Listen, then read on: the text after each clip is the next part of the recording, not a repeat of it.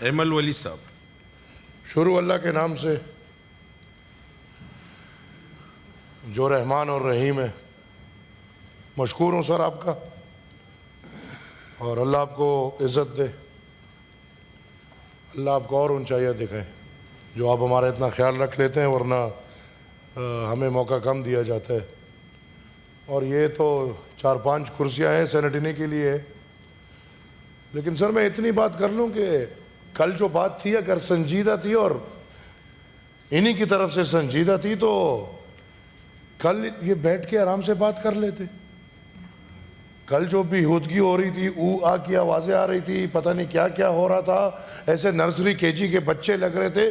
آرام سے بیٹھ کے کل اس پہ بات کر لیتے. آپ کے ایک سینیٹر کی پروڈکشن آرڈر کی بات ہے تو آپ آرام سے بیٹھ کے بات کرو. آپ نہیں چاہتے کہ اس پہ بات ہو، اس لیے آپ او آ کرنا شروع کر دیتے. سینٹ کا مذاق بن گیا، کل نکل گئے، آج آ کے بیٹھ کے کہہ رہے ہیں کہ ہمیں کل والے پہ بات کرنے دے. تو یہ ہے اس لیے کہ آپ آرام سے بیٹھے. خیر او آ کرنا ہے، باہر او کرتے رہے، لوگ بھی خوش ہوں گے، آپ بھی خوش ہوں گے. سینٹ میں تھوڑا آرام سے بیٹھ کے، اسی لیے ہے کہ ڈائیلاگ جو آج آپ کرنا چاہتے ہیں کل او کے بجائے آپ کے ڈائیلاگ کر لیتے تو بہت اچھا ہوتا. اور ہم نے کل بھی ریکویسٹ کی، سر پاکستان کے مسئلے ادھر او میں پڑ گئے ہیں، آ میں پڑ گئے ہیں، رہا کرو نہیں رہا کرو، مذاکرات کرو. جو مذاق ہو رہا ہے مذاکرات تو نہیں ہے، جو میں بار بار کہہ رہا ہوں مذاکرات کرو. سر جی پلیز آپ اپنا پختونخوا اپنا سوال. بارود کا ڈیر بنا ہوا ہے، اور میں یہ سمجھتا ہوں کہ پختونخوا کو جان بوجھ کے ایک دفعہ پھر بارود کا ڈیر بنایا ہوا ہے. کل پرسوں پشاور میں ایک سیکیورٹی میٹنگ ہوتی ہے جس میں ہم سب موجود ہوتے ہیں. لیکن سر ہمارا یہ پختونوں کا مسئلہ نیا نہیں ہے. اس کو اگر ہم پس منظر میں دیکھیں تو ایک تو یہ پرانا مسئلہ ہے، 50 سال پرانا مسئلہ ہے، اور دوسرا یہ کہ یہ ہمارے اپنے ریاست نے ہمارے لئے بنایا ہوا مسئلہ ہے. کیا ضرورت تھی؟ ہسٹری سخت ہوتی ہے. کیا ضرورت پڑی تھی ضیاء الحق صاحب کو کہ وہ امریکہ کے پیٹرو ڈالرز کے بدلے پختون سرزمین کا سودا کرے؟ بس آپ نے ایک خیال رکھنا ہے کہ جو آپ کا 10 منٹ ہے اس کے اندر اندر یہ سارے انشاءاللہ سر، انشاءاللہ 3 منٹ گزر. ابھی میرے ٹائم پہ گھڑی شروع ہوئی، کسی اور کے ٹائم پہ یہ گھڑی بند جی تھی. جی آپ بات کر لیں مگر چلے کوئی مسئلہ نہیں سر، آپ چاہتے ہیں میں جلدی جلدی کروں. سر جی آپ بات کر لیں پلیز، آپ بات کر لیں. اچھے ڈاکٹر بیٹھے ہوئے ہیں، ان کو بھی یہ دو مخاطب کریں. بیچ میں آپ ان کو ہم تو سمجھتے ہیں پڑھے لکھے جی لوگ ہیں. ایمل صاحب جی آپ بات کریں. جی سر جی بات کریں. ہم نے افغانوں کو ویلکم کیا، ہار پہنائے، دروازے کھولے کہ آؤ. ہم نے تب بھی اس کی مخالفت کی. انہی افغانوں کے نام پہ ہم نے ٹریننگ کیمپس بنائے. ہم نے ٹریننگ کیمپس میں مجاہدین کو ٹرین کیا. کرنل امام کی کتاب اب سامنے پڑی ہے. سر ہم نے اب اسٹریٹجک ڈیپتھ بنا لیا، اور ہم نے خونخوار فورس بنا لیا. جو خونخوار فورس کولڈ وار میں استعمال ہوا، افغانستان کی تباہی میں استعمال ہوا، امریکہ کے لیے استعمال ہوا. اور سر جو باقی ہے تاریخ ہم سب کے سامنے ہے. روس بھی جاتا ہے، امریکہ بھی واپس جاتا ہے. افغانستان کو ایک رجیم ملتا ہے، لیکن جیسے جنیوا ایکٹ ہوتا ہے اور جنیوا ایکٹ کے بدلے روس اور امریکہ جاتا ہے تو ادھر طالبان کی آپس میں لڑائیاں شروع ہو جاتی ہیں. اور ہم پاکستان ایک دفعہ پھر طالبانوں کے ایک گروپ کو سپورٹ کرتے جن کو اس وقت طالبان آف کندہار کے طالبان کہا جاتا تھا. اور ہم نے ان کو سپورٹ کر کے ان طالبان کے ذریعے افغانستان میں حاکم وقت کو چوک میں لٹکا کے افغانستان کو اپنا ایک 5واں صوبہ بنا لیا۔ سر 1988 سے لے کے 9/11 تک بدقسمتی سے پاکستان امریکہ کے پیٹرو ڈالرز کے ذریعے طالبانائزیشن کو پروموٹ کرتا رہا۔ ہم پختون قوم کی بدقسمتی دیکھیں، جو بھی جرنیل آیا، جو بھی سیاسی لیڈر آیا، پختونوں کے لیے پالیسی ایک رہی۔ معذرت کے ساتھ 88 میں، 90 میں، 93 میں، 97 میں میاں صاحب، میاں نواز شریف صاحب باقاعدہ طالبانائزیشن کو اور طالبانوں کو پروموٹ کرتے رہے۔ اس وقت کی پیپلز پارٹی، ہمیں ابھی بھی یاد ہے، بابر صاحب انٹیریئر منسٹر تھے اور آن ریکارڈ بابر صاحب نے کہا کہ یہ ہمارے بچے ہیں۔ کون ان کے بچے ہیں؟ جو پختونوں کا خون چوس رہے ہیں۔ مشرف صاحب آئے، مشرف صاحب نے ان پیٹرو ڈالرز میں زیادتی کی اور امریکہ کے ذریعے اور ڈالرز لے کے ادھر طالبانوں کو اتنا پروموٹ کیا۔ سر 9/11 ہوتا ہے، 9/11 میں امریکہ حملہ کرتا ہے افغانستان پہ۔ ہم کیا کرتے ہیں؟ ہم اپنے دروازے کھول دیتے ہیں۔ کن کے لیے؟ ان طالبان کے لیے۔ یہ آن ریکارڈ ہے۔ ملا منصور جو ملا عمر کا نمبر 2 تھا، وہ پاکستانی پاسپورٹ ہولڈر تھا۔ میرے بلوچستان آپ الحمدللہ موجود ہے۔ ملا ہیبت اللہ، اس کو کچلاک لا کے، کچلاک میں بٹھا کے طالبانوں کا لیڈر بنا دیا۔ حقانی نیٹ ورک، اس کو ہم نے وزیرستان میں لا کے ادھر سیٹل کر دیا۔ باقاعدہ ملا فضل اللہ کو سوات میں FM چینل ملتا ہے، جو اس چینل پہ اپنی تشریح کرتا ہے اور بیت اللہ مسعود 2007 میں TTP کا اعلان کرتا ہے، اور وہ ان سب کو اکٹھا کر کے TTP کا اعلان کر کے اس وقت ڈماڈولا انسیڈنٹ ہوتا ہے۔ جب ڈماڈولا انسیڈنٹ ہو جاتا ہے اور پہلا ڈرون سٹرائک ڈائریکٹ امریکہ سے پاکستان پہ ہوتا ہے، تو اس کے بعد ہماری پالیسی بدلتی ہے۔ ہماری بھی بدلتی ہے اور طالبان کی بھی بدلتی ہے۔ تب تک ہم الائز تھے، لیکن ڈماڈولا انسیڈنٹ کے بعد طالبان حملہ آور ہوتے ہیں پاکستان پہ، اور پھر ہم پہلا آپریشن کرتے ہیں جو ادھر لال مسجد آپریشن ہوا، وہ ہم سب کے سامنے ہے۔ اور سر اس وقت پھر عوامی نیشنل پارٹی کی حکومت آتی ہے، وفاق میں پاکستان پیپلز پارٹی تھی، اور 5 سال بدترین، تاریخ کے بدترین، میں اس طرح کہوں گا کہ اس وقت ہم بالکل جنگی حالات میں تھے۔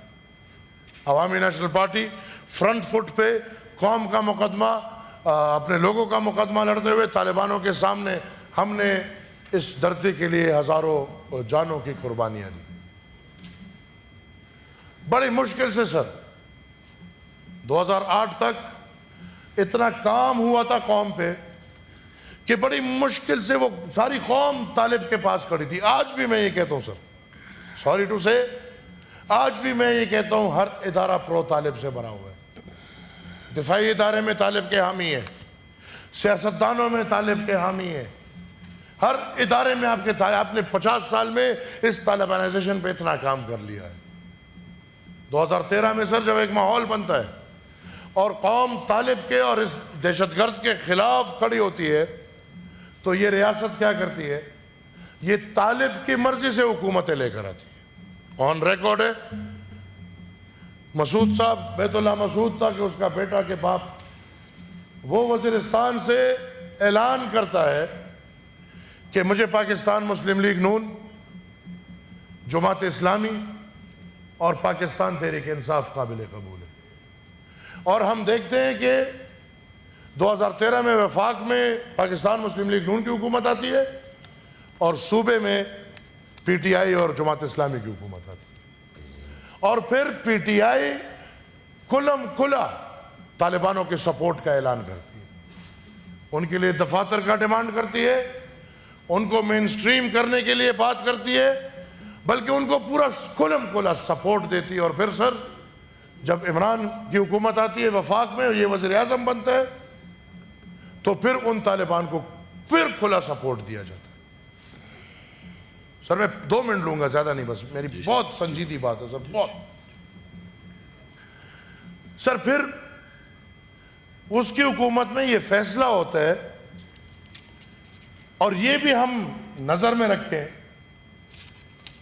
کہ اے پی ایس کا ثانیہ ہوتا ہے، اور میں سمجھتا ہوں کہ پاکستان میں بڑے ثانیے ہوئے، لیکن اے پی ایس کے ثانیے جیسے ثانیہ نہیں ہوا ہوگا، اور اللہ نہ کرے کبھی ایسا ہو۔ ہم سب بچے رکھتے ہیں اور ہم اپنے بچوں کو اسکول پڑھنے کے لیے بھیجتے ہیں۔ آمین۔ اے پی ایس کے ثانیے کے بعد سر سب اکٹھے ہوتے ہیں، پاکستان مسلم لیگ کی وفاقی حکومت آتی ہے، پاکستان تحریک انصاف کی صوبائی حکومت، Pakistan Peoples Party, J U I, Jamaat Islami, N P, every party, اور ساتھ میں دفاعی ادارے بیٹھ کے اس ملک کو نیشنل ایکشن پلان دیتے ہیں۔ نیشنل ایکشن پلان جیسے ہی دیتے ہیں سر، آنے والا رجیم اس نیشنل ایکشن پلان کی مخالفت ریاستی طور پہ کرتے ہیں۔